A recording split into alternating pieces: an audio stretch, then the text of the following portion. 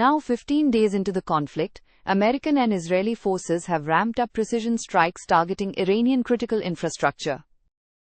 போர் தொடங்கி 15 நாட்களை எட்டியுள்ள நிலையில் அமெரிக்க மற்றும் இஸ்ரேலிய படைகள் ஈரானின் அடிப்படை தேவை கட்டமைப்புகளை குறிவைத்து துல்லியமான தாக்குதல்களை முடுக்கிவிட்டுள்ளன.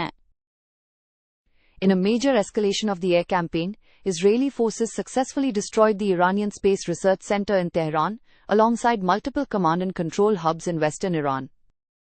வான்வழி தாக்குதலின் ஒரு பெரிய உயர்வாக இஸ்ரேலிய படைகள் தெஹ்ரானில் உள்ள ஈரானிய விண்வெளி ஆய்வு மையத்தையும் மேற்கு ஈரானில் உள்ள பல கட்டுப்பாட்டு மையங்களையும் வெற்றிகரமாக அழித்தன. As the war persists, Iran has responded with heavy missile salvos toward Israel and drone strikes on Dubai, the latter of which triggered a temporary grounding of all flights at Dubai International Airport. போர் நீடித்து வரும் நிலையில் Iran இஸ்ரேலை நோக்கி பெருமளவிலான ஏவுகணைகளை ஏவியும் Dubai மீது ஏவுவிமான தாக்குதல்களை நடத்தியும் தன் எதிர்ப்பை காட்டியுள்ளது.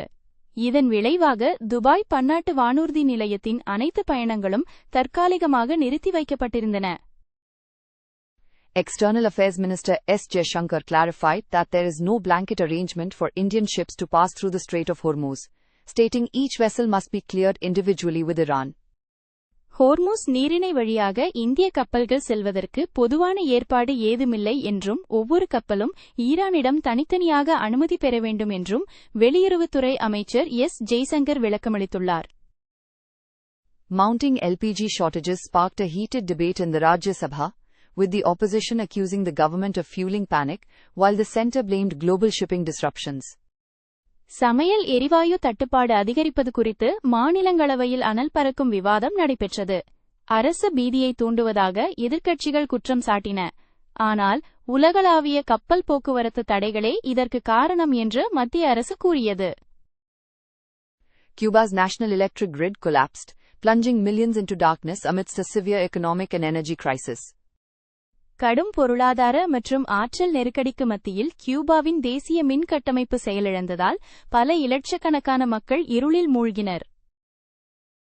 Indian indices BSE Sensex closed at 75,502, up 938 points, and the NSE Nifty 50 settled at 23,408, up 257 points.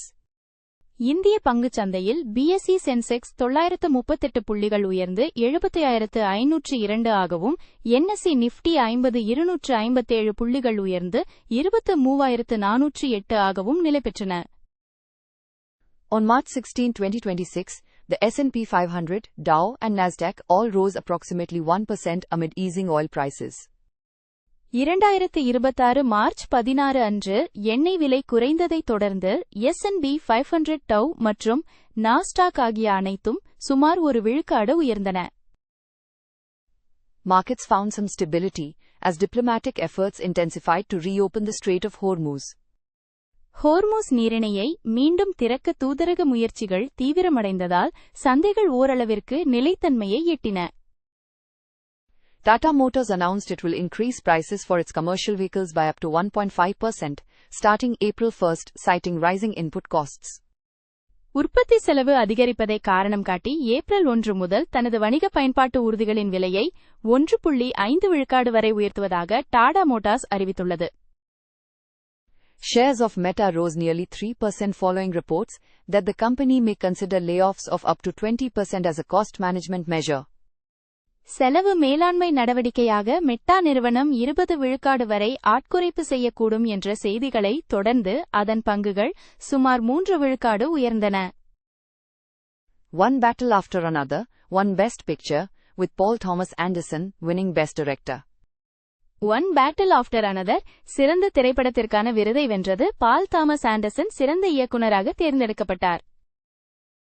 Michael B. Jordan won Best Actor for Sinners, and Jessie Buckley won Best Actress for Hamnet. சின்னஸ் படத்திற்காக Michael B. Jordan சிறந்த நடிகராகவும் Hamlet படத்திற்காக ஜெஸ்ஸி Buckley சிறந்த நடிகையாகவும் விருது வென்றனர். The Sahitya Akademi announced its annual awards for 2025, for Tamil received by S. Tamil Selvan, Tamil Criticism. 2025 ஆண்டிற்கான தனது வருடாந்திர விருதுகளை சாகித்ய அகாதமி அறிவித்தது. தமிழில் திறனாய்வு நூலுக்காக எஸ். தமிழ்செல்வன் இவ்விருதை பெற்றுள்ளார்.